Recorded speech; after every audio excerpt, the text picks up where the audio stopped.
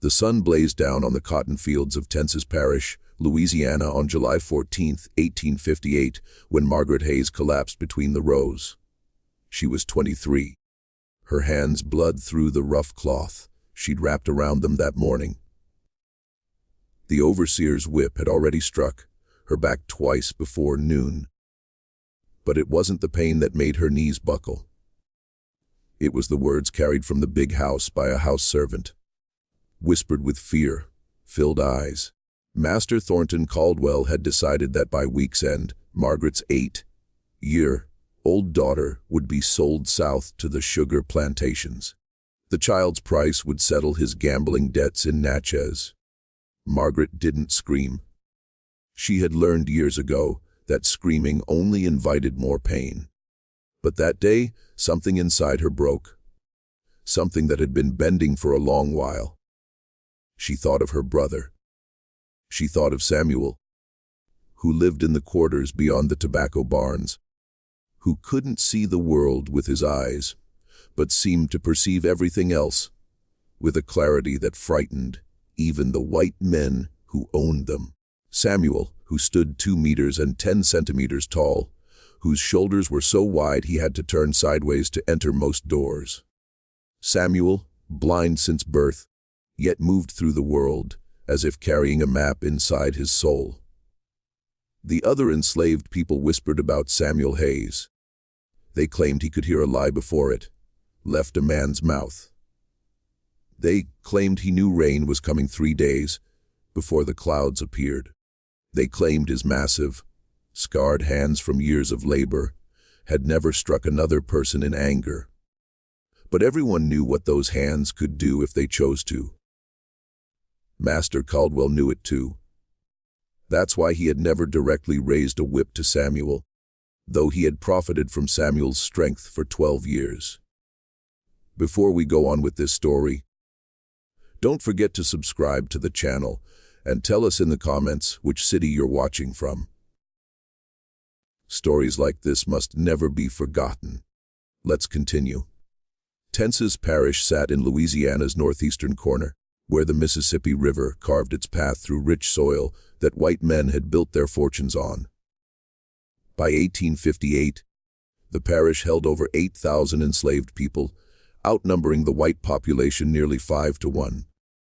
The Caldwell Plantation sprawled across 900 acres, with 230 people held in bondage there, growing cotton, tobacco, and corn.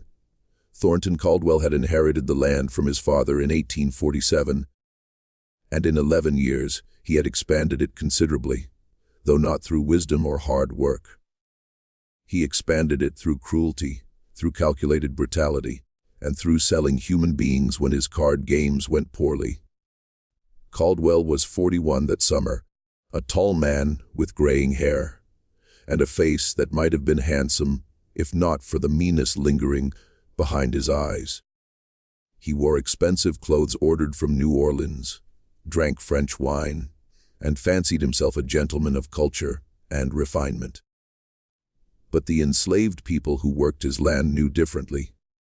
They knew about the women he forced into his bed. They knew about the children he sold away without a second thought. They knew about the special cruelty he reserved for anyone who showed even a flicker of pride or resistance. Margaret had been born on the Caldwell Plantation. Her mother had died bringing Samuel into the world, and Margaret, just 3 years old at the time, had helped raise her baby brother. She remembered holding him in the quarters, this impossibly large infant who never cried, whose eyes looked past her even then, unfocused yet somehow aware. As Samuel grew, so did the mystery around him. By age 5, he was taller than children twice his age. By 10, he was doing a grown man's work. By 15, he was the strongest person on the plantation, slave or free, and his blindness seemed less like a disability and more like a different way of perceiving the entire world. The white doctors who examined Samuel called his condition congenital blindness, likely caused by birth complications. But the enslaved community had their own understanding. The old women who remembered Africa said Samuel had been touched by something beyond this world, marked for a purpose. They said his ancestors walked beside him, guiding his steps. Whether any of that was true didn't matter much to the practical reality of life in bondage. What mattered was that Samuel could navigate the plantation grounds without a cane, harness a mule team by the sound of their breathing, and split fence posts with an accuracy that seemed impossible for someone who couldn't see the wood. Margaret had protected Samuel when they were children, but as they grew, the protection began to flow the other way. Samuel seemed to know when his sister was in trouble before she did. He would appear, silent and immense, whenever an overseer got too rough with her. He never threatened, never raised his voice, but his presence alone was enough to make most men reconsider their actions. Master Caldwell had noticed this, of course. He noticed everything on his land, and he resented it deeply. The resentment had been building for years. Caldwell was the kind of man who needed to feel powerful, who fed on the fear and submission of others. Samuel's quiet strength challenged that need in ways Caldwell couldn't fully articulate, but felt viscerally. That a blind slave could command such respect, move with such confidence, protect his sister without ever speaking a word directly against any white man. It ate at Caldwell like acid. He looked for opportunities to break Samuel's spirit, but those opportunities never quite arrived. Samuel never disobeyed a direct order. He never spoke disrespectfully. He simply existed in a way that suggested he was more than what Caldwell wanted him to be. And that was unforgivable. The decision to sell Margaret's daughter wasn't primarily about money, though Caldwell did owe nearly $800 to a planter in Natchez. It was about power. It was about reminding everyone on the plantation who held their lives in his hands. And it was about hurting Samuel through the one person he cared about most. Caldwell had watched brother and sister together. He had seen how Margaret guided Samuel through new spaces, how Samuel listened for Margaret's voice in a crowd. He understood that the bond between them was the strongest thing in their lives. Stronger even than the chains and laws that held them in slavery. That evening, after Margaret heard about her daughter's fate, she waited until full dark before making her way to the quarters where Samuel lived. The July heat hadn't broken with sunset. The air hung thick and still, carrying the smell of wood smoke and the distant Mississippi. She found her brother sitting outside his small cabin, his face turned toward the sound of her approaching footsteps. He knew her walk, just as he knew everyone's on the plantation. Before she could speak, he said her name. Just that. Margaret. And in the way he said it, she knew he already knew. They're taking my baby. Her voice came out flat, emptied of everything except fact. Master Caldwell's selling her to the sugar country. Samuel didn't move. His massive hands rested on his knees, his blind eyes fixed on nothing and everything. For a long moment, the only sound was the crickets and far off singing from another quarter. Then he spoke, and his voice was gentle, which somehow made the words more terrible. I know. I heard them talking this morning, when they thought I was working on the other side of the barn. Margaret sank down beside him. She wanted to cry, but the tears wouldn't come. She had cried too much in her life already, and her body seemed to have run dry. What am I going to do, Samuel? She's 8 years old. She won't survive the sugar fields. You know what happens to children down there. They both knew. Everyone knew. The sugar plantations of deep Louisiana were death sentences. The work was so brutal, the conditions so harsh, that enslaved people survived an average of 7 years after arrival. Children lasted less. The grinding season ran 18 hours a day, 7 days a week, with the ever-present danger of boiling sugar vats and crushing machinery. Margaret's daughter, a small child named Sarah who loved to sing and picked wildflowers when she could steal a moment, would be gone within 2 years. Probably less. Samuel turned his head slightly, as if looking at something in the distance, though his eyes saw nothing but darkness.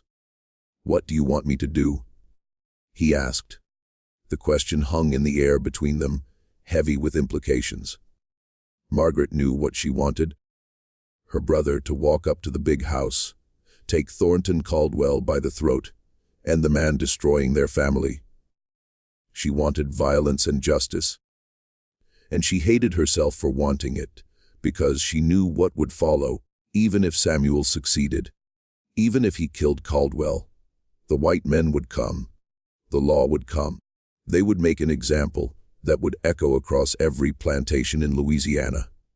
Samuel would die, and probably Margaret too, and Sarah anyway, and dozens more besides, because white society couldn't allow slaves to strike back at masters, no matter the provocation.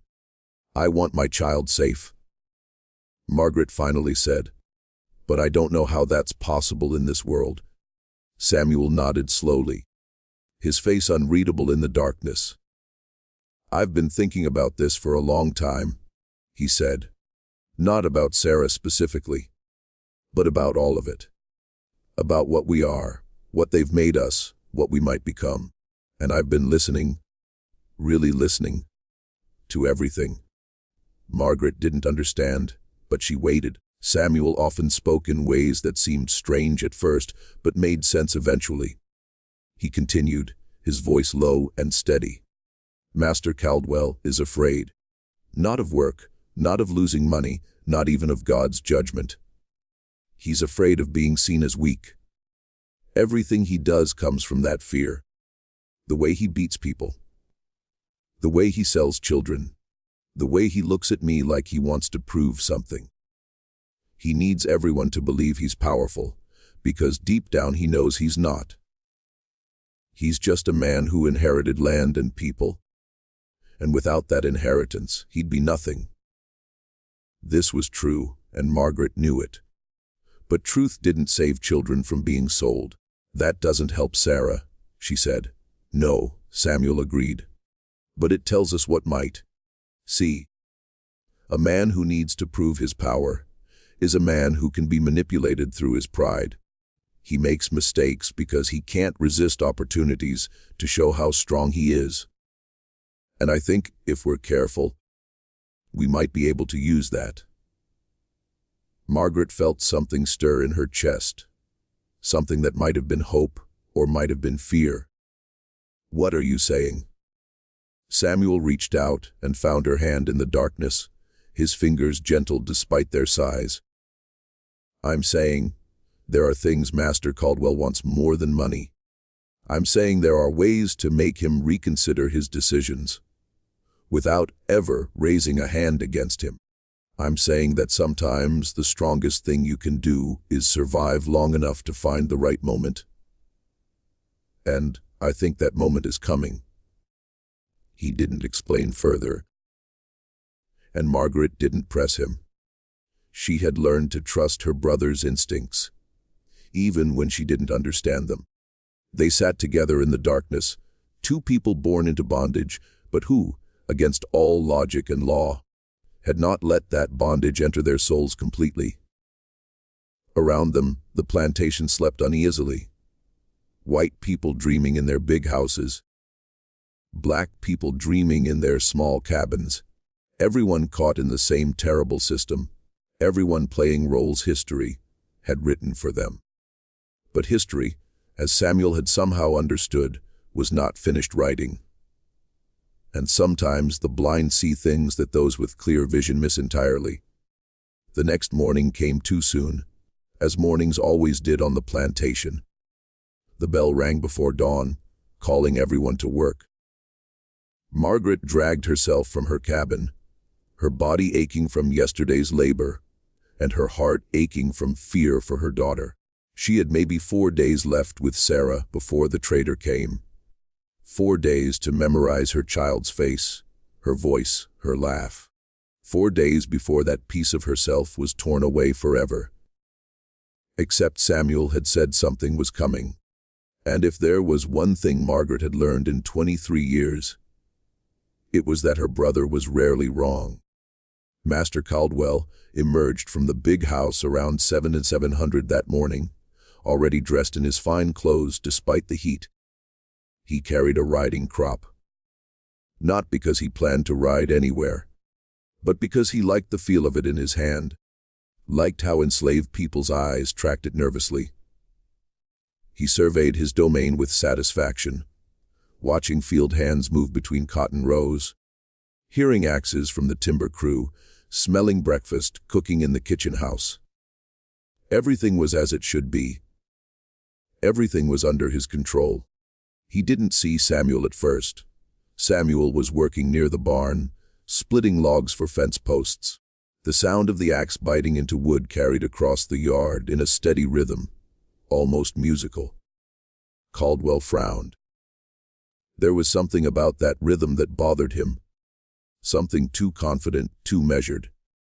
He walked toward the barn, his boots crunching on the dusty ground. Samuel heard him coming, of course. He stopped working and turned toward the approaching footsteps, his blind eyes pointing slightly past Caldwell's left shoulder. His face showed nothing, no fear, no resentment, no emotion at all, just patient waiting. "You're Samuel," Caldwell said, though he knew perfectly well who Samuel was. He wanted to see if the slave would correct him, show any flash of pride or irritation at being treated as unknown. "Yes, master," Samuel replied, his voice neutral and respectful. Caldwell circled him slowly, studying this man who stood nearly 7 feet tall, whose muscles were clearly defined, even through his worn work shirt, whose presence seemed to fill more space than his body actually occupied. "They tell me you're the strongest Negro in Tence's parish," Caldwell said. "That true?" "I don't know, master. I just do my work. Can't see nothing at all, can you?" "No, master. Been blind since birth." Caldwell smiled, and it was not a kind smile. "Must be hard, living in darkness all the time. Never seeing a sunrise, never seeing a woman's face, never seeing who's standing right in front of you. I almost pity you." Samuel said nothing, but something in his posture shifted ever so slightly, a subtle stiffening that Caldwell caught and filed away for future use. Good. There was pride there after all, hidden beneath the surface. Pride could be used. Pride could be broken. "I'm selling your sister's child," Caldwell said, watching Samuel's face carefully. "Taking her south to the sugar country. Traders coming Friday. You have any thoughts about that, Samuel?" For a moment, Samuel's jaw tightened. Just a moment. Then his face went smooth again, that mask of patience returning. "She's your property, master. Not my place to have thoughts about your decisions." "That's right," Caldwell said softly. "That's exactly right. You're smart enough to understand how things work, at least. Smarter than most. But let me be clear, because I know how close you are to Margaret. If there's any trouble at all, between now and Friday, I'll sell Margaret too. And then I'll sell you to the worst slave breaker I can find, someone who specializes in teaching pride out of uppity Negroes. You understand me?" "Yes, master." Good. Caldwell turned to leave, then paused. "One more thing. I'm having a gathering here Saturday after the trader leaves. Some planters from Natchez and Vidalia coming by, and I like to show off my operation. I want you there, showing what you can do despite your affliction. Demonstrate that strength everyone talks about. Make me look good in front of my guests. You'll do that for me, won't you?" Samuel's blind eyes tracked slightly toward where Caldwell's voice originated. "Yes, master. Whatever you want." Caldwell walked away, satisfied. He had reminded the slave of his place, asserted his control, even set up an opportunity to show off one of his more unusual properties to fellow planters. It never occurred to him that he had also done exactly what Samuel had predicted the night before. Let his pride dictate his actions. Created an opportunity because he couldn't resist demonstrating his power. And Samuel, standing in the yard with his axe in hand, his face turned toward the sun he couldn't see, allowed himself the smallest smile. The kind of smile that suggested a man counting cards, planning moves ahead, while his opponent still gloated over the current hand.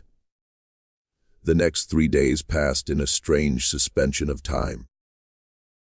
Margaret went through the motions of work, her hands picking cotton, while her mind stayed with her daughter.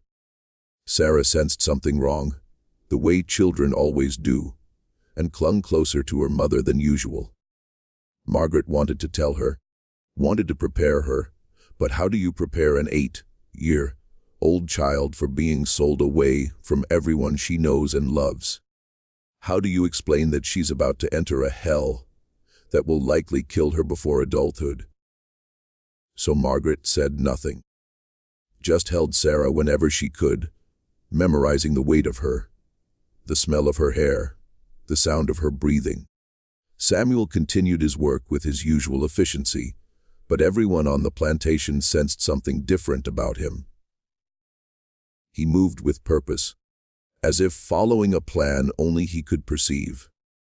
He had conversations with the older enslaved people, those who remembered things from before, who carried knowledge passed down through generations.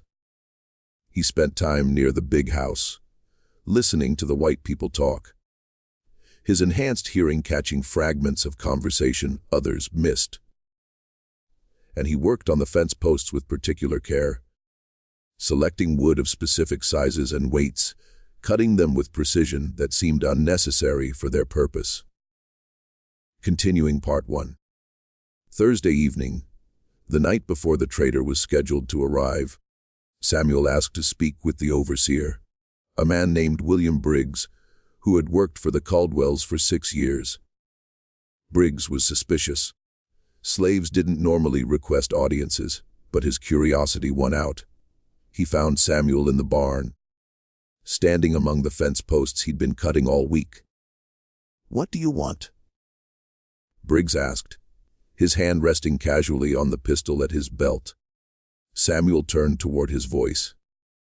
"Begging your pardon, sir, but I wanted to talk about Saturday's gathering. Master Caldwell said he wants me to demonstrate my strength for the visitors. I was thinking, sir, that it might be more impressive if I had proper equipment. Something that would really show what I can do. These fence posts I've been cutting, for instance, some of them weigh 200 pounds or more. If Master Caldwell wanted, I could lift them, throw them, break them in half with my hands. Make it a real show for the gentlemen." Briggs considered this. He had been told to make sure Saturday's demonstration was impressive, and what Samuel suggested would certainly accomplish that. Master Caldwell won't want you breaking his good fence posts. "I could cut new ones next week, sir. These are extras anyway. And imagine what those planters would think, seeing a blind man handle wood, that heavy like it was nothing. Master Caldwell would look real good owning a slave like that." The appeal to Caldwell's vanity was calculated and effective.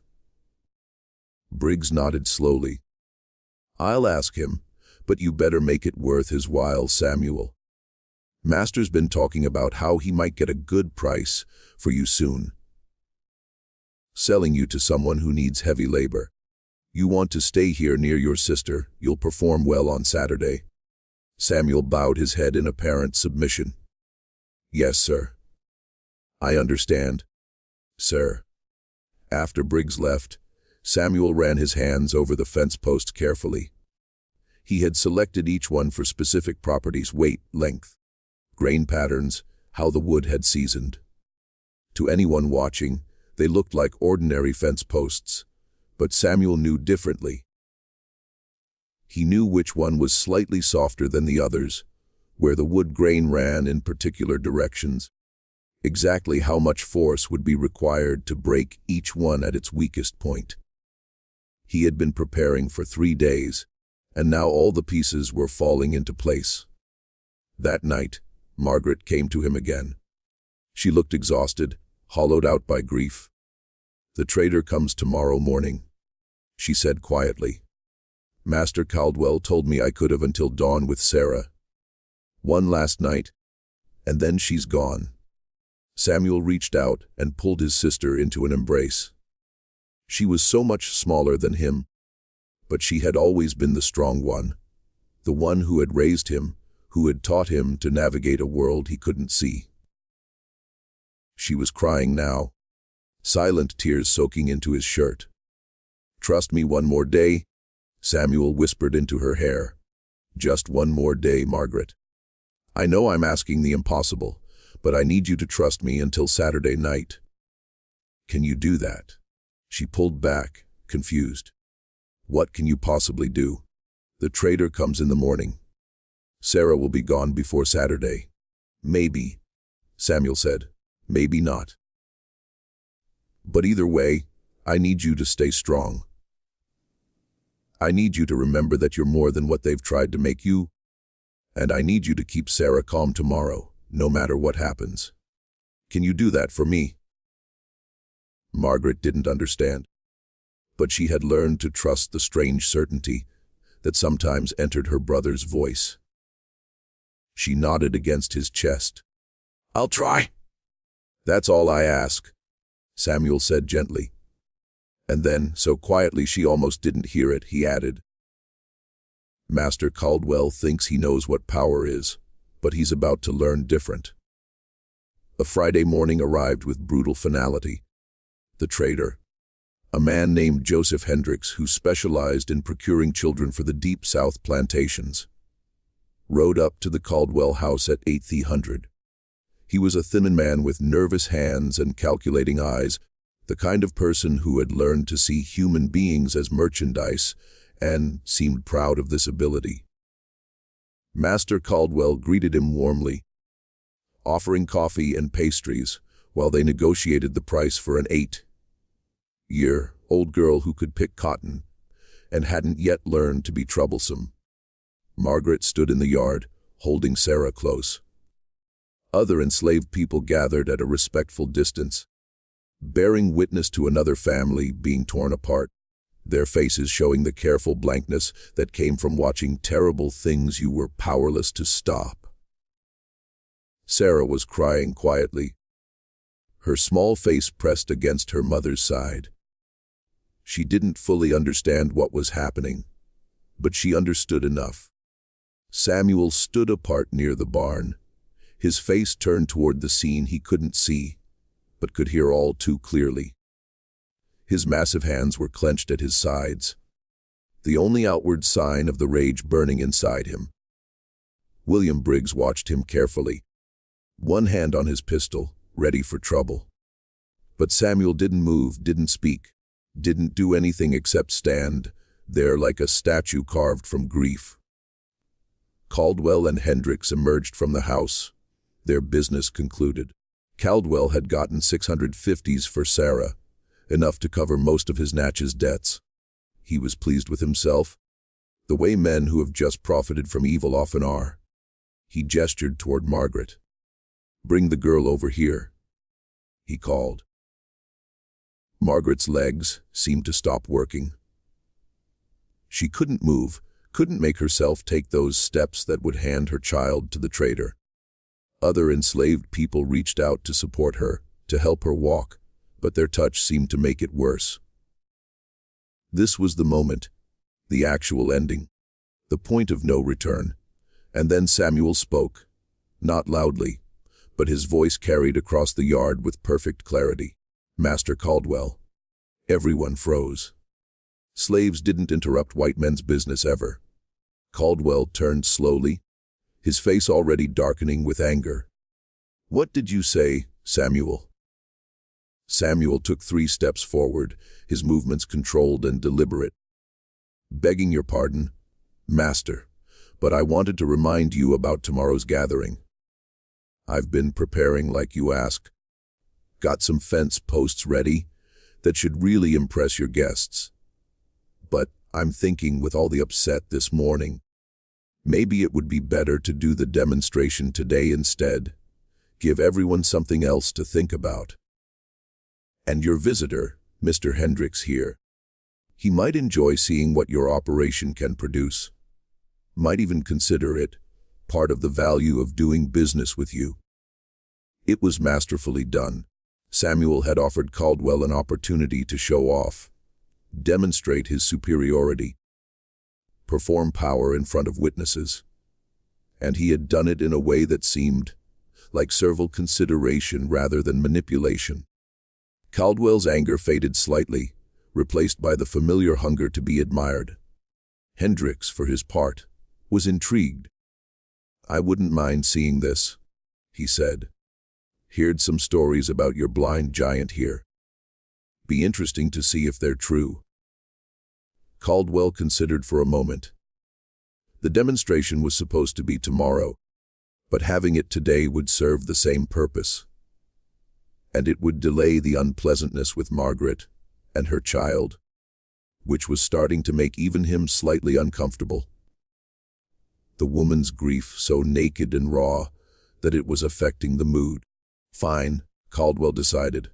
"Samuel, show Mr. Hendricks what you can do. Briggs, set it up." The overseer quickly organized things. The fence posts Samuel had prepared were brought out into the yard, each one a thick piece of oak or hickory that would have taken 2 normal men to carry comfortably.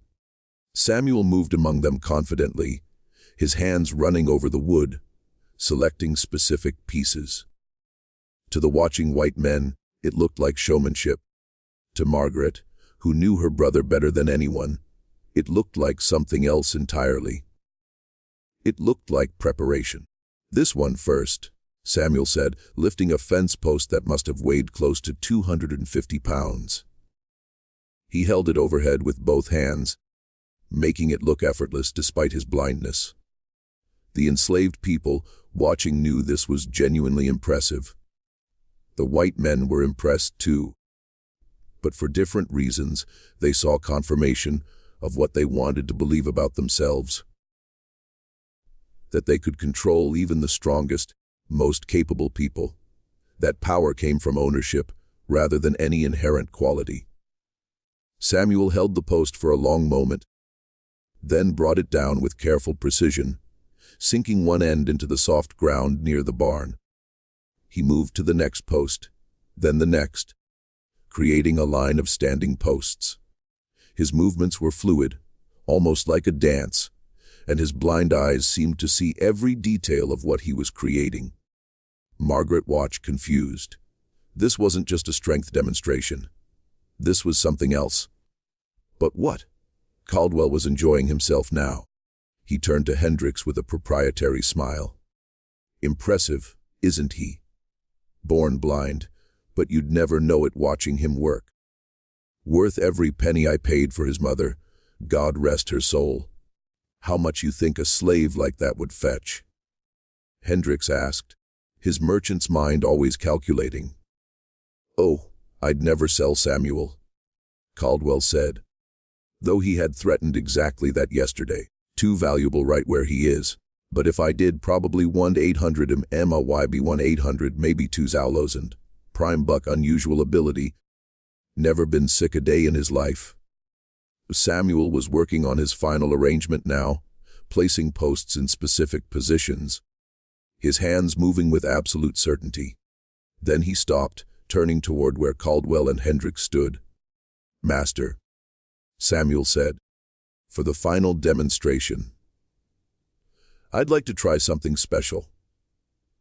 I'm going to break one of these posts in half with my bare hands, but I want you to choose which one, so your guests tomorrow and Mr. Hendricks today, they'll know it's real.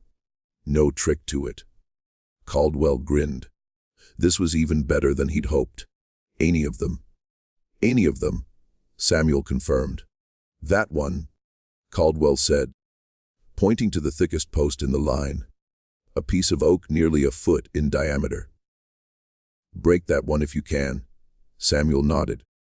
He walked to the post Caldwell had indicated, but didn't pick it up immediately. Instead, he placed both hands on it, feeling its surface, as if reading something written in the wood grain. The yard had gone completely silent. Everyone was watching now, white and black alike, caught in the strange tension of the moment. Then Samuel spoke again, and his voice had changed. There was something in it now that hadn't been there before. Something that made people instinctively straighten up and pay closer attention. Master Caldwell, he said, still touching the post. Before I do this, I want to ask you a question. May I? Caldwell was too intrigued to refuse. Go ahead. Why do you think I can do this? Break wood that most men couldn't even lift. What makes someone like me so strong? It was a strange question, and Caldwell wasn't sure how to answer it. I suppose you were born that way, he said finally. Some kind of gift from God, maybe, though it seems wasted on a Negro who can't even see. Samuel smiled, and there was something terrible in that smile. Something that made Briggs's hand move back toward his pistol. That's where you're wrong, Master. It's not about being born strong. It's about what strength really is. You think strength is muscles, power is violence, control is ownership. But you're missing something important. What's that? Caldwell asked, a warning edge creeping into his voice. This conversation was moving in directions he didn't like. Strength, Samuel said gently, is knowing who you are when everything tries to tell you you're nothing. Power is surviving what should have destroyed you. And control. He lifted the massive post with one hand, holding it horizontal like a spear. Control is an illusion that weak men tell themselves so they can sleep at night.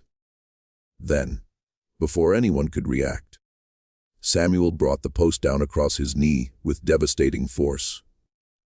The sound of wood splitting echoed across the yard like a gunshot. The post broke clean in two, but Samuel didn't stop there. He took the two halves and brought them together, snapping them again and again, reducing what had been solid oak to kindling in a matter of seconds. His movements were precise, controlled, terrifying in their efficiency. When he was done, he dropped the broken pieces at Caldwell's feet and stood there, breathing easily, his blind eyes fixed on nothing and everything. The yard was completely silent. Thornton Caldwell stared at the shattered wood scattered around his boots. His face had gone pale, then red, cycling through colors like a man struggling to process what he'd just witnessed. It wasn't the breaking of the post that had shaken him. He'd expected that, had asked for it even. It was everything else, the way Samuel had spoken, the strange authority in his voice, the absolute confidence in those movements, and most disturbing of all, the feeling that somehow, in some way Caldwell couldn't quite define, the power dynamic in his own yard had just shifted. Joseph Hendricks let out a low whistle. Well, he said, trying to break the tension with casual conversation. That's something you don't see every day. Your boy's got real ability, Caldwell. Real ability indeed. But Caldwell wasn't listening. He was watching Samuel. Watching the way the other enslaved people were watching Samuel. Seeing something in their faces that terrified him more than any physical threat could. They were looking at Samuel like he had just done something impossible.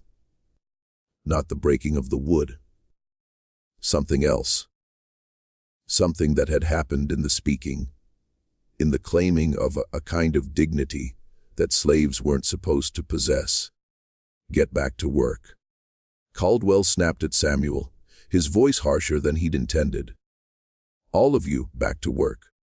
Show's over. The enslaved people dispersed slowly, reluctantly, their eyes lingering on Samuel as he turned and walked back toward the barn with that same confident stride. Margaret stood frozen where she'd been throughout the demonstration, Sarah still clinging to her side. The child had stopped crying during Samuel's performance, distracted by the spectacle. But now the reality came flooding back. The trader was still here. The sale was still happening. Except something had changed in Caldwell's demeanor. He looked at Sarah, then at Margaret, then back toward the barn where Samuel had disappeared. His jaw worked as he ground his teeth, thinking through implications, weighing options. Finally, he turned to Hendricks. "Come back inside," Caldwell said abruptly. "I need to reconsider some things." Hendricks raised an eyebrow, but followed Caldwell back into the house. William Briggs watched them go, confusion evident on his face. Margaret didn't dare hope. Didn't dare let herself believe that anything might have changed. But she felt Sarah's grip on her dress loosen slightly, felt the child's breathing begin to steady. Inside the big house, Caldwell poured himself a whiskey despite the early hour. His hands shook slightly as he lifted the glass to his lips.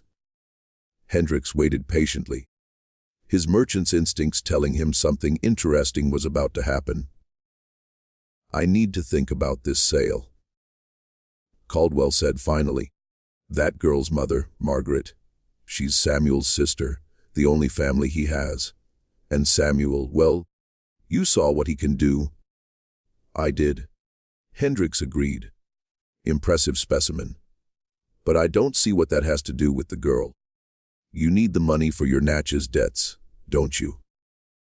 "That's what you told me in your letter." Caldwell drank more whiskey. His pride was at war with his practical sense, and he didn't like the conclusion he was reaching. Samuel's been docile his whole life, never caused a moment's trouble. But if I take his only family away, if I push him too far, I don't know what he might do. You saw how he looked at me out there. You felt what I felt. He's still just one slave," Hendricks pointed out, blind at that. "What can he really do?" "It's not what he can do," Caldwell said quietly. "It's what the others might do if he decides to do it. They look up to him, Hendricks. I've seen it. And a slave that other slaves follow. That's more dangerous than any amount of physical strength. The last thing I need is an uprising, especially right before I'm hosting planters from 3 parishes. If word got out that I couldn't control my own property, I'd be ruined socially. Probably financially too." Hendricks nodded slowly, beginning to understand. "So you want to keep the girl. Use her as insurance to keep Samuel in line." "Exactly." Caldwell poured another whiskey. "I'll find the money somewhere else. Sell off some of the older slaves, ones that aren't as productive anyway. Or maybe I'll just delay paying Natchez for a few months. But taking Samuel's sister's child right now, after what just happened, that feels like lighting a match near a powder keg." It was cowardice disguised as wisdom, fear masked as strategy. But Hendricks didn't judge. He was a businessman, and he understood risk management. "Your loss," he said with a shrug. "But I respect a man who knows his own property well enough to anticipate problems.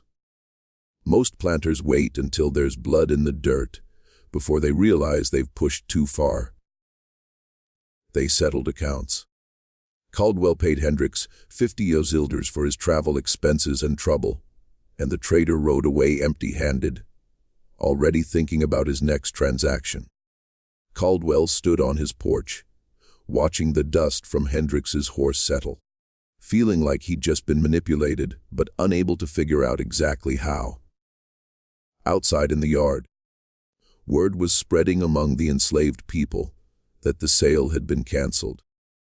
Margaret heard it from a house servant, who came running with tears in her eyes, and for a moment she couldn't process the information. Cancelled. How? Why? But then she saw Master Caldwell emerge from the house, saw him gesture curtly at William Briggs, saw the overseer's surprised expression as Caldwell gave him new instructions. Briggs walked over to Margaret, his face carefully neutral.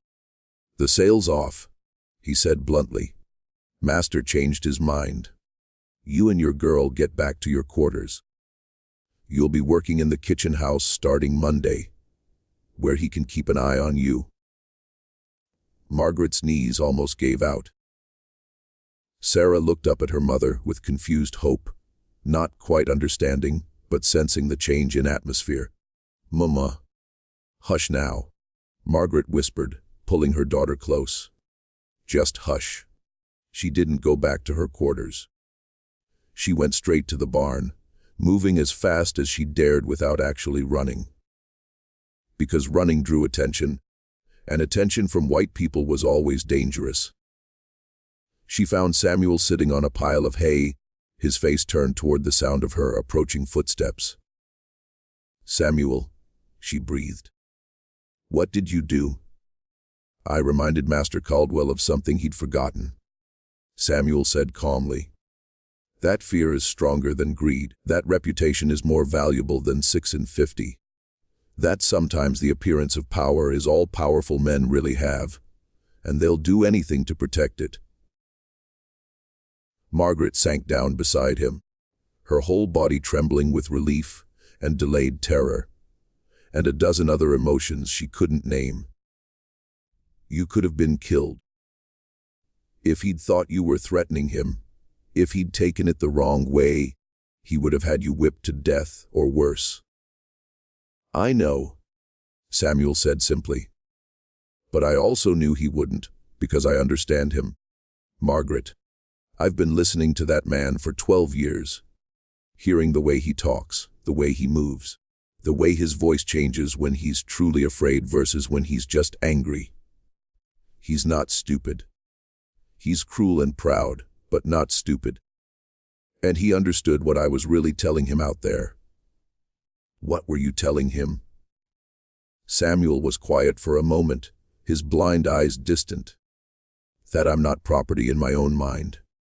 That I never have been, no matter what the law says. That my body might be enslaved, but my soul isn't. And that, if he pushed me too far, if he took away the only thing in this world I care about, I would stop pretending to be what he needs me to be. I would stop being the docile giant who makes him look good. I would become something else entirely, and we both know what that would cost him." It was the most dangerous thing Samuel had ever said out loud, and Margaret understood why he'd waited until they were alone to say it. Even thinking such thoughts could get a slave killed if the wrong person overheard. But Samuel had not just thought them. He had communicated them carefully and indirectly, in a way that Caldwell understood without ever being able to prove or prosecute. "What happens now?" Margaret asked. "He'll be watching us closer than ever, waiting for an excuse." "No, we wait," Samuel said. "We do our work, keep our heads down, survive. But something changed today, sister.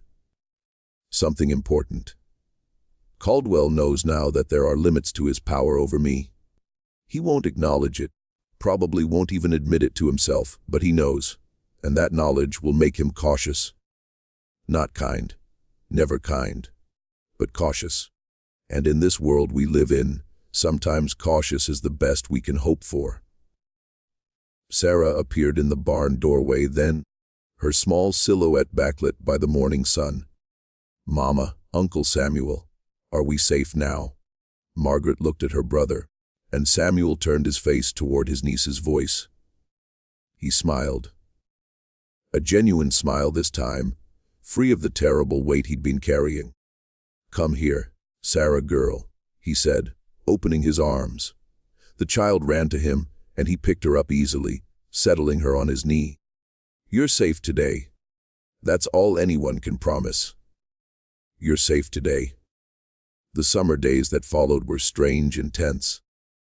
Master Caldwell went ahead with his Saturday gathering, hosting planters from Natchez, Vidalia, and even one from across the river in Mississippi. Samuel performed for them, demonstrating his strength and his uncanny ability to navigate the plantation grounds despite his blindness. The guests were impressed, as Caldwell had known they would be. They talked about bloodlines and breeding, about the value of exceptional slaves, about how Caldwell had really lucked out with this one. But Caldwell himself was distant during the gathering, distracted in a way his guests noticed but couldn't quite place. He drank more than usual, laughed less, and his eyes kept drifting toward Samuel with an expression that might have been wariness or might have been something deeper. When one of the Natchez planters offered $2 for Samuel on the spot, Caldwell refused so quickly and firmly that the offer wasn't repeated. Margaret was moved to the kitchen house, as Briggs had said. It was considered a promotion, indoor work being generally easier than field labor. But everyone understood it for what it really was. Caldwell wanted Samuel's sister, where he could monitor her, where house servants would report her every word and action. It was surveillance disguised as favor, control masquerading as kindness. But even with the increased scrutiny, life settled into a new rhythm. Sarah stayed close to her mother, working small tasks in the kitchen, learning to cook and clean. The other enslaved people treated Margaret and Samuel with a kind of quiet respect that hadn't been there before. Nothing was said explicitly, but everyone had witnessed what happened that Friday morning, and everyone had drawn their own conclusions. The story spread beyond the Caldwell plantation, the way stories always did in the enslaved community.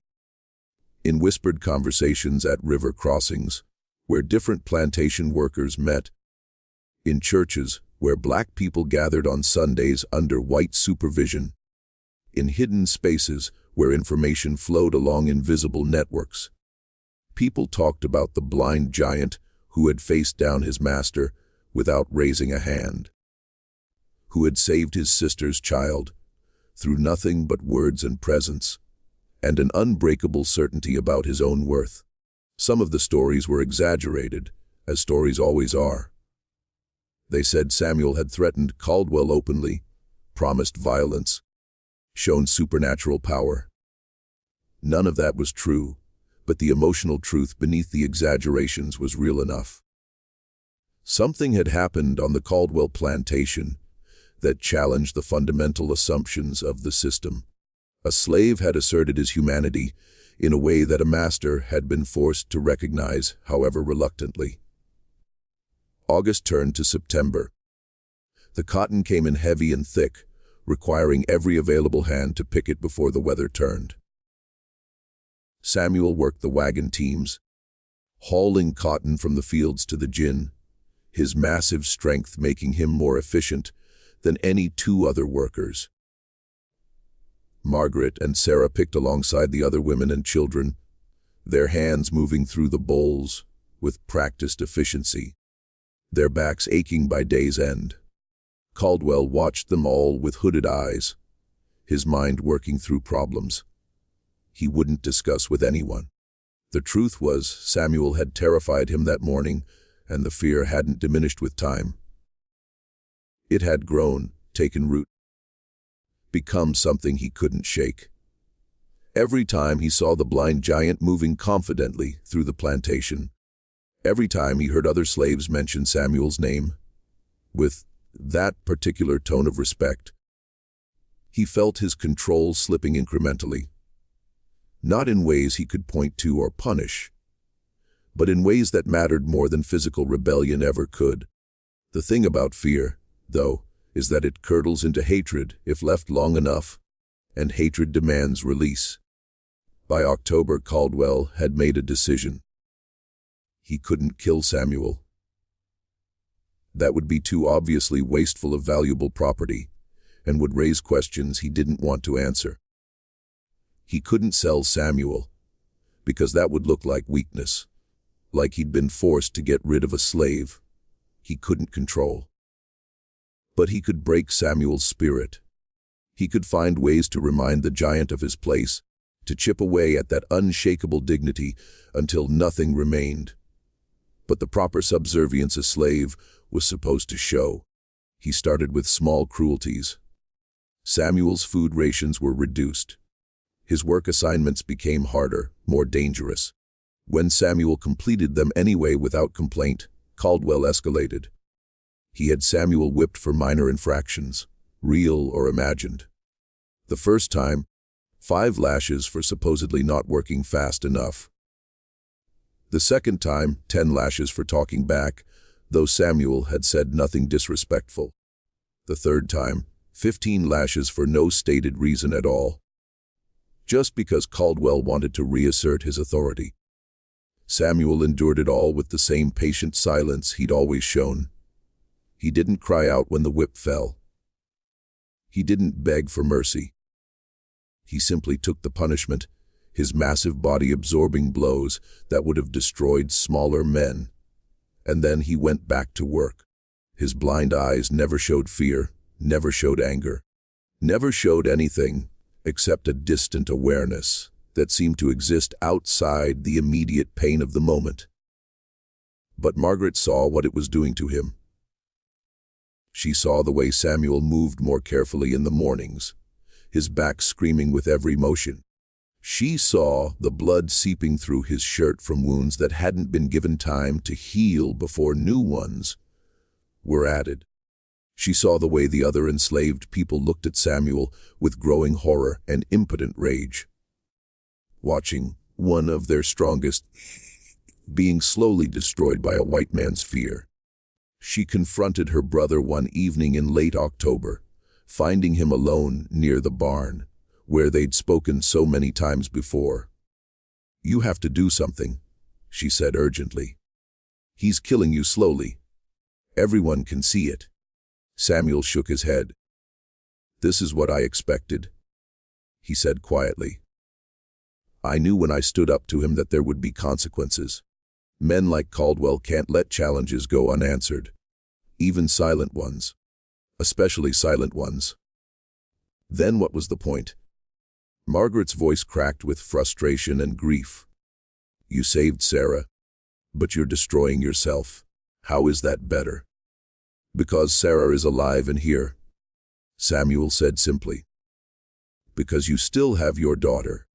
Because sometimes the price we pay for protecting the people we love is measured in our own suffering. And that's a price worth paying." "Don't want you to pay it," Margaret whispered. "You're my brother. You're all I have besides Sarah. If he kills me, he won't." "That would be too final, too definite," Samuel interrupted gently. "Caldwell doesn't want me dead. He wants me broken. He wants to prove to himself and everyone else that he can reduce me to nothing, that the strength I showed him that day was a fluke or a trick or something he imagined. He needs that proof because without it, he has to live with the knowledge that his power has limits, and that knowledge is eating him alive." Margaret understood the logic, but logic didn't make watching her brother suffer any easier. She reached out, carefully touching the edge of Samuel's torn shirt, where fresh blood had soaked through. He flinched slightly, then steadied himself. "I'm sorry," she said. "I'm so sorry this is happening because of me and Sarah." "Don't be sorry," Samuel said firmly. "I made my choice with clear eyes, well, clear enough." He smiled slightly at his own joke. "This isn't your fault, Margaret. This is the system showing its true face. Caldwell isn't an aberration. He's just more honest about the violence that holds all of this together. And sometimes, honestly, I prefer honest cruelty to the kind that pretends to be kindness." The conversation was interrupted by approaching footsteps. William Briggs appeared, his face grim. "Samuel, Master wants you at the big house." Now, Samuel stood slowly, carefully. Yes, sir. I'm coming. Margaret felt ice settle in her stomach. Late evening summons to the big house rarely meant anything good. She watched her brother follow the overseer across the yard, his tall figure disappearing into the gathering darkness. And she had the terrible feeling that something fundamental was about to shift again. Inside the big house, Thornton Caldwell sat in his study, a room lined with books he'd never read and furniture imported from Europe to impress visitors.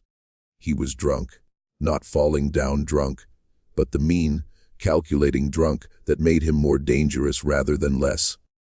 When Samuel was brought in, Caldwell studied him for a long moment, taking in the torn shirt, the evidence of recent whipping, the careful way Samuel held himself. "Do you know why I bought your mother?" Caldwell asked abruptly. Samuel turned his blind eyes toward the voice. "No, master. She was cheap," Caldwell said, swirling the whiskey in his glass. "That's why. 17 years old, pregnant with you already. The previous owner happy to unload her, because everyone could see there was something wrong with the baby she was carrying. That would be you, Samuel. The blind baby nobody wanted. My father bought her for 200, 1/3 what he'd normally pay for a healthy Negro woman. He figured even if the baby was worthless, she could work, could have more children later." Samuel said nothing, but something in his posture had changed. A subtle stiffening that Briggs noticed even if Caldwell, in his drunken state, didn't.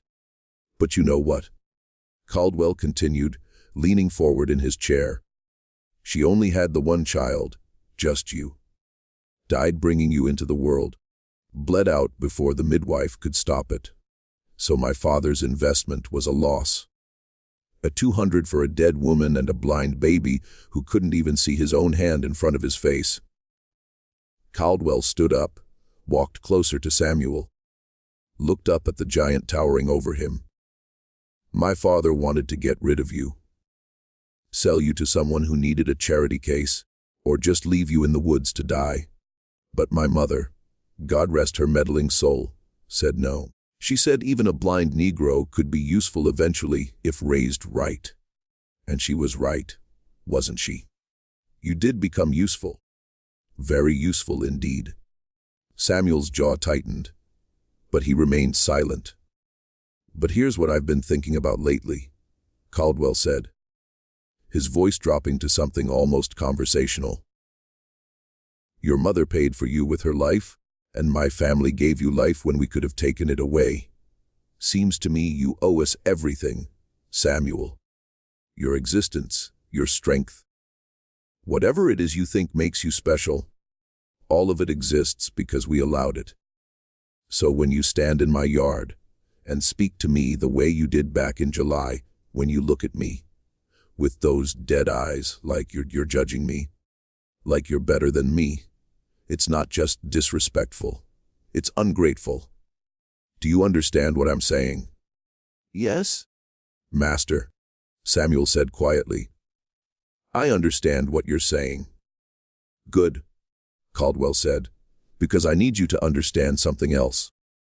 That demonstration you gave, that little performance where you thought you were showing me your power, all that showed me was that you needed to be reminded who actually holds power here.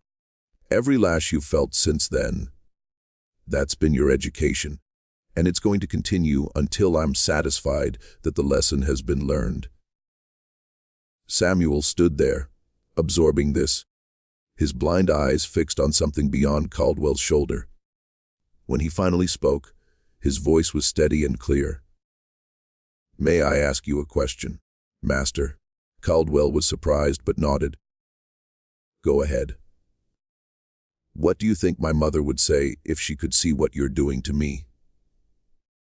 The question hung in the air like smoke. It was dangerous, potentially suicidal, but Samuel had asked it with such genuine curiosity that Caldwell found himself actually considering it rather than immediately lashing out. What does that matter? Caldwell said finally. She's dead. Yes, sir, she is, Samuel agreed. Deed bringing me into a world where I'd be enslaved from my first breath to my last. Died so I could live in darkness, literal and metaphorical both. But before she died, in those 17 years she lived, do you think she ever imagined that the child in her belly would grow up to be beaten by the son of the man who owned her? Do you think that's what she hoped for when she felt me moving inside her? Caldwell's face darkened. You're trying to make me feel guilty. It won't work.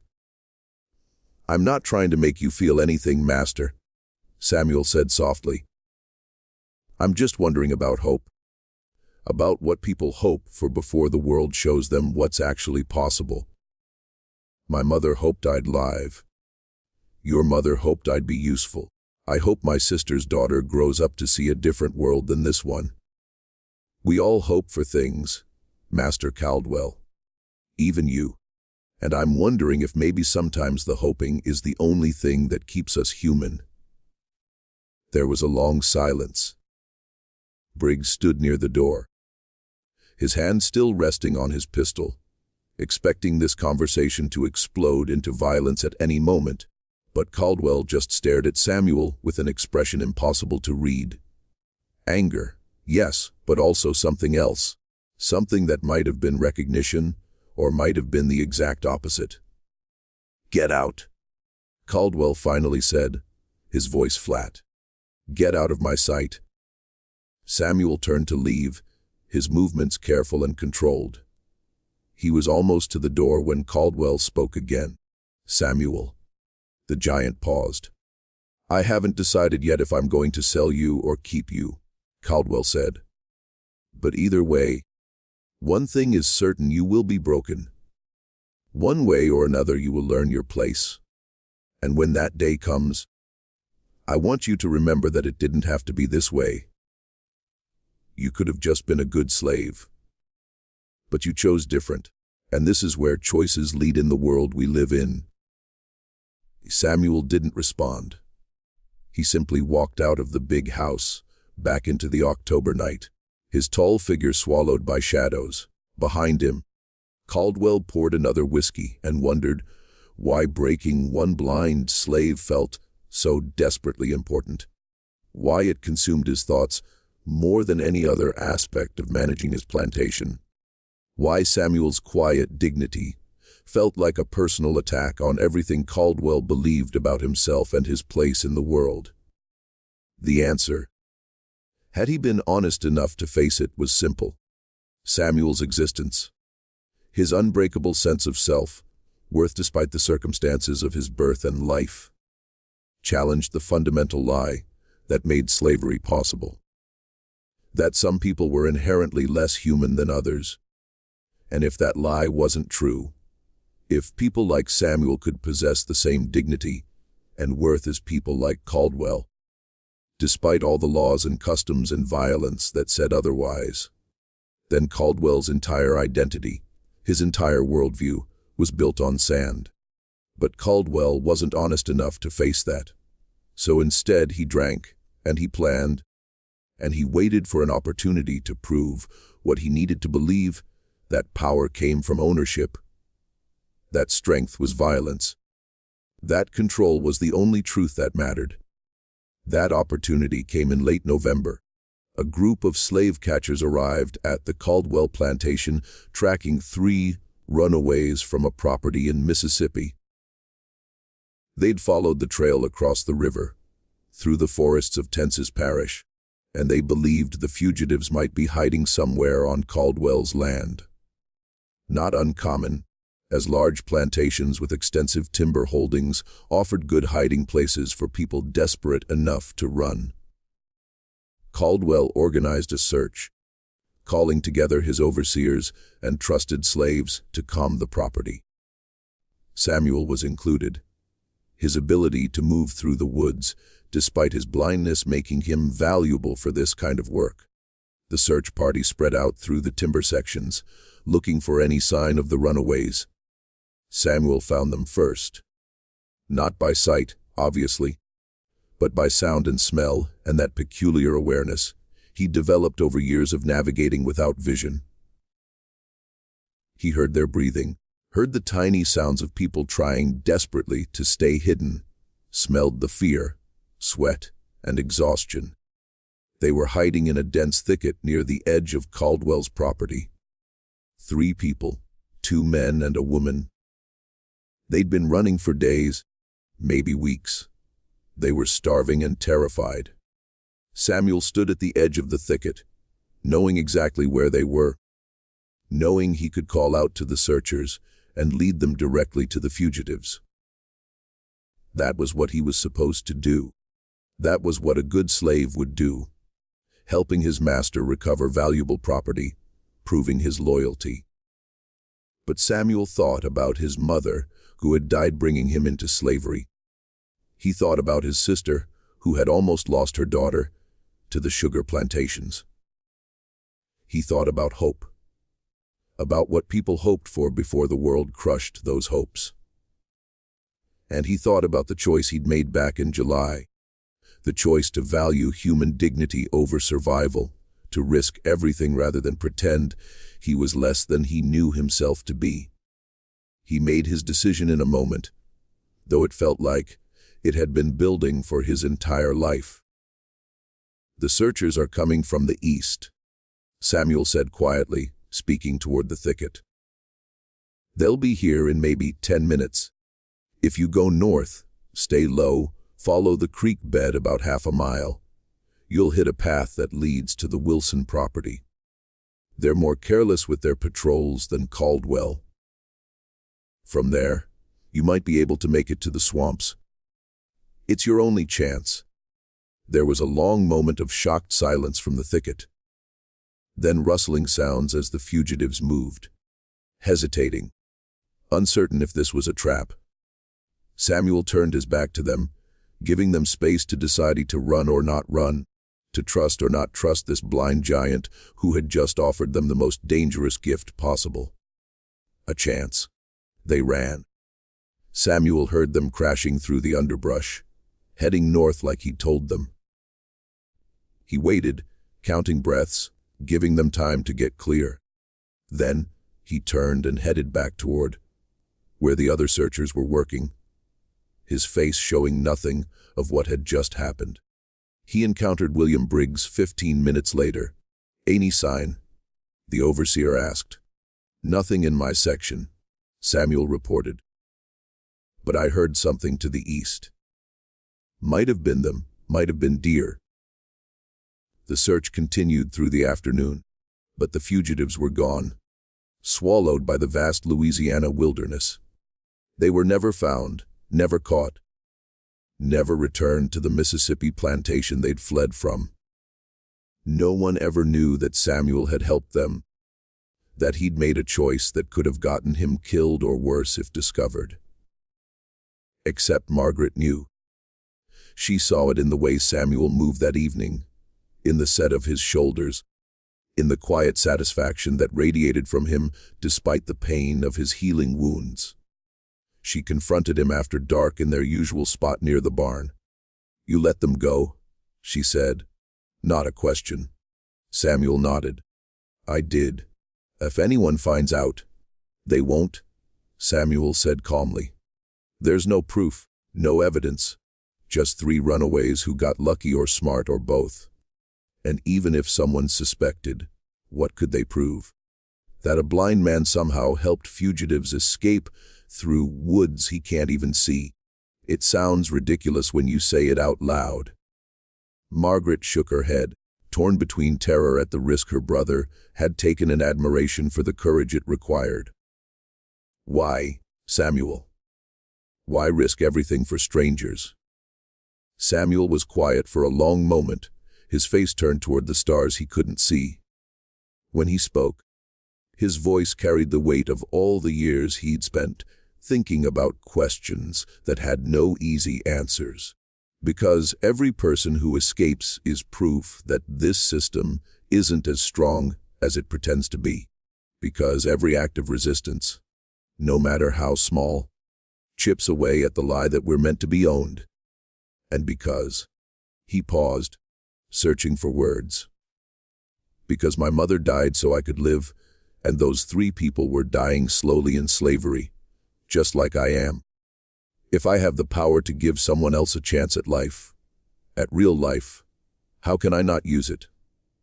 What would it say about me, about who I am at the core, if I turned away from people who needed help when I was the only one who could give it? It was the most dangerous philosophy anyone in their position could hold, and Margaret knew it. But she also knew that her brother had never been like other people, had never been able to accept the limits the world tried to impose on him. He had been born into darkness and bondage, 2 prisons most people couldn't escape. But somehow, in ways Margaret didn't fully understand, Samuel had escaped them both. Not physically, not in any way the law would recognize, but internally, where it mattered most. December arrived with unusual cold, frost covering the ground in the mornings, everyone bundled in whatever scraps of clothing they could find. The plantation's rhythm slowed with the season. Cotton was picked and ginned and sold. Tobacco was processed and shipped.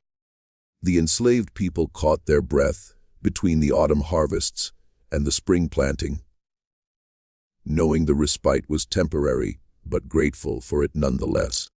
Master Caldwell grew increasingly erratic as winter deepened.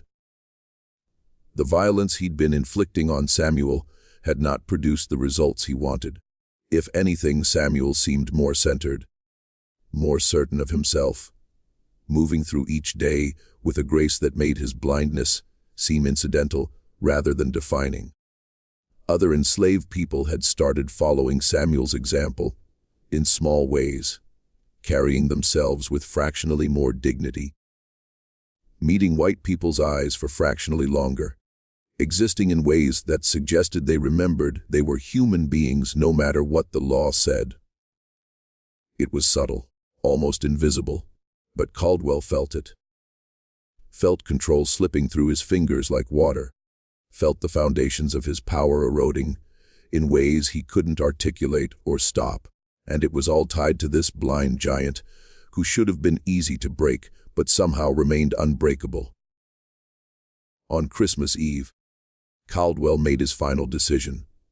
He would sell Samuel after all, not to a local plantation where Samuel's influence might still spread, but to a slave breaker in Georgia, a man notorious for taking difficult slaves and returning them utterly destroyed, capable of work, but stripped of everything that made them human. It would cost money, and Caldwell would lose Samuel's valuable labor. But some prices were worth paying to restore the natural order of things. He informed William Briggs of his decision on Christmas morning. The overseer was surprised, worried even. "Samuel's the strongest worker we have," Briggs pointed out. "And he's been docile lately? No real trouble. You sure you want to get rid of him?" "I'm sure," Caldwell said flatly. "Arrange the sale. I want him gone by New Year's." But Caldwell made a mistake. He told the wrong house servant about his plans. A woman born on the plantation who had watched Samuel grow from a blind baby into the man he'd become. She slipped away that afternoon and found Margaret in the kitchen house, whispering the news urgently. Margaret felt her world tilt. A slave breaker in Georgia meant death, just a slower, crueler death than a bullet would provide. She found Samuel that evening, her voice shaking as she told him what was coming. Samuel listened without expression, then nodded once. "I thought it might come to this," he said quietly. "Caldwell can't let me exist the way I am. It challenges too much of what he needs to believe." "So what do we do?" Margaret asked desperately. "You can't go to Georgia. You know what they'll do to you there." "I know," Samuel said. He was quiet for a long moment, thinking, calculating, weighing impossible options. Then he looked at his sister with his blind eyes and said something that stopped her breath. "There might be a way. But if I do this, if I take this chance, you have to promise me something. Anything. Promise me that no matter what happens, you'll keep Sarah safe. You'll teach her that she's worth something. That being enslaved doesn't make her less human. You'll make sure she remembers that her uncle believed freedom was real even when he couldn't touch it. Can you promise me that?" Tears streamed down Margaret's face. "What are you planning?" "I'm planning to hope," Samuel said gently. "One last time. I'm planning to believe that sometimes, when you have nothing left to lose, the impossible becomes possible." He didn't explain further, and Margaret didn't press him. But as she walked back to her cabin that night, holding Sarah's hand, she felt the weight of her brother's words settling over her like a heavy blanket. Samuel was planning something. Something that might save him or might destroy him, but something that would at least be his choice to make. And in a world where enslaved people had almost no choices at all, even the choice of how to face death carried its own kind of terrible freedom. End of part 2, continuing directly to conclusion. Conclusion: New Year's Eve, 1858, came cold and clear. Master Caldwell hosted another gathering, smaller than his summer parties, but still significant. Planters from nearby properties coming to celebrate the turning year with whiskey and cards and conversations about cotton prices. The house glowed with candlelight. Music drifted from the windows, where a hired musician played violin. Everything was festive, elegant, civilized. In the quarters, the enslaved people held their own gathering, quieter, but no less meaningful. They sang hymns and spirituals, the songs carrying coded meanings about freedom and deliverance that white people either didn't recognize or pretended not to. Samuel stood at the edge of the group, his tall figure outlined against the winter sky, listening to voices rise and fall in harmonies that had traveled across oceans and generations. At midnight, when the white people in the big house were drinking toast to 1859, Samuel walked away from the quarters. He moved with purpose, his feet carrying him toward the place where he'd first confronted Caldwell months ago, where fence posts still stood in positions he'd arranged. Margaret saw him go and felt ice in her chest, but she didn't follow. Sarah slept against her side, exhausted from the evening's festivities, and Margaret held her daughter close, waiting. Samuel reached the barn and stopped. He stood there, his face turned upward toward stars he couldn't see, and for the first time in years, he allowed himself to remember what hope felt like. Not the desperate, clinging hope of survival, but the wild, dangerous hope of possibility. The hope that said maybe, just maybe, the world could be different than it was, that systems could be challenged, that dignity could not be taken, only surrendered, that even in darkness, literal and metaphorical, a person could find their own light. Then he heard footsteps behind him. He turned, unsurprised, to face Thornton Caldwell. The master had drunk too much as usual and had stepped outside for air, and had seen Samuel standing alone in the darkness. "Tomorrow," Caldwell said, his words slightly slurred, "tomorrow you go to Georgia. I wanted you to know that. Wanted to see your face when you realized it was really happening." Samuel nodded slowly. "I know, Master. I heard." "Good," Caldwell said. "So you understand. Everything you thought you were, everything you pretended to be, it all ends tomorrow. By this time next month, you'll be exactly what you should have been from the start, a tool, an object, nothing more. Maybe," Samuel said quietly, "or maybe you're wrong about what I am. Maybe you've always been wrong." Caldwell laughed, a harsh sound without humor, still proud even now. "Well, Let's see how long that lasts in Georgia." He turned to walk away, dismissing Samuel with that turn, reasserting his power through the simple act of ending the conversation on his terms.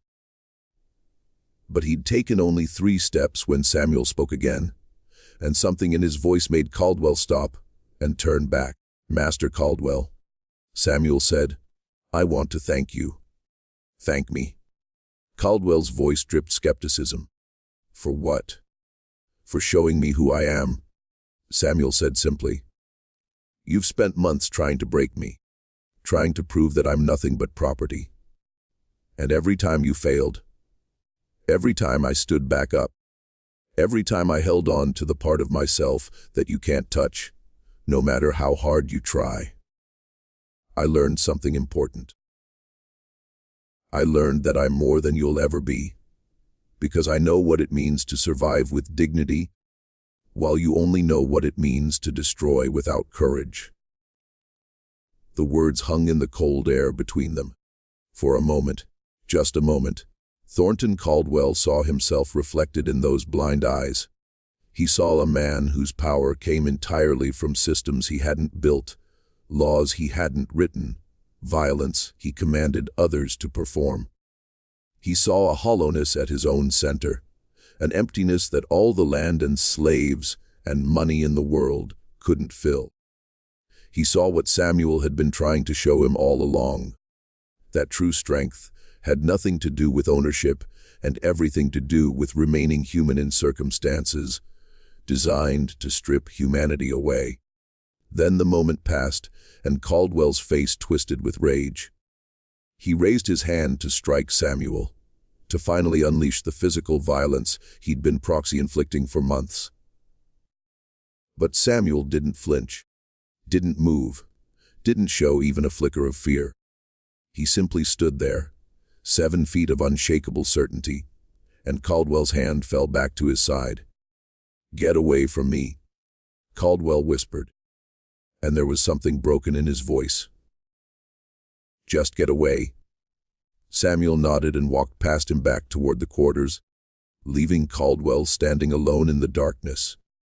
The master stayed there for a long time, shaking with emotions he couldn't name, staring at nothing, feeling like he'd just lost something important, but unable to define what it was. In the quarters, Margaret waited for her brother. When he appeared, moving with that same confident stride despite everything, she stood and met him halfway.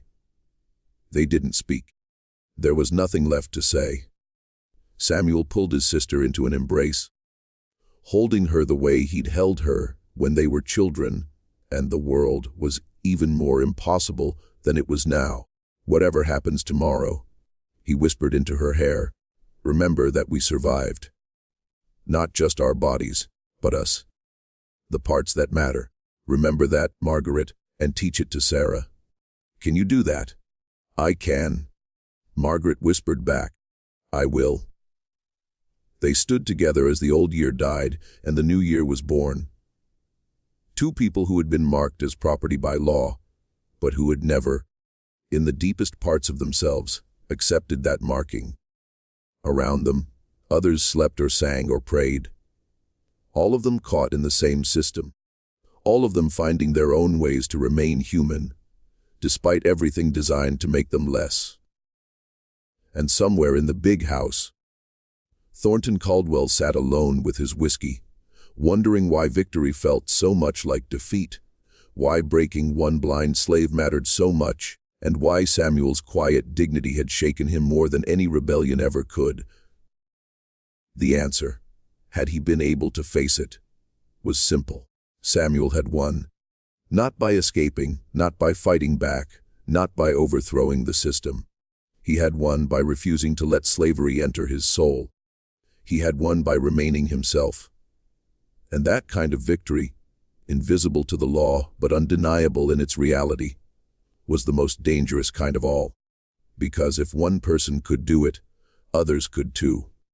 And if enough people remembered their own humanity despite systems built to make them forget, then those systems, no matter how powerful they seemed, would eventually crumble into dust. The future would prove Samuel right. Slavery would end, though not in his lifetime. The Caldwell plantation would fall into ruin, the big house would burn, the fields would go fallow. The entire structure would collapse under the weight of its own contradictions. But before all that, in the cold darkness of New Year's morning, 1859, one blind man stood tall and remembered what it meant to be human. And that remembering, passed down through generations, would outlast every law, every chain, every attempt to make people believe they were less than they were. Samuel went to Georgia. The historical record, if there was one, doesn't say what happened to him there. But maybe that's appropriate. Maybe some stories don't need endings that satisfy our need for closure. Maybe it's enough to know that he lived with dignity, that he protected the people he loved, that he challenged a system meant to destroy him and remained unbroken where it mattered most.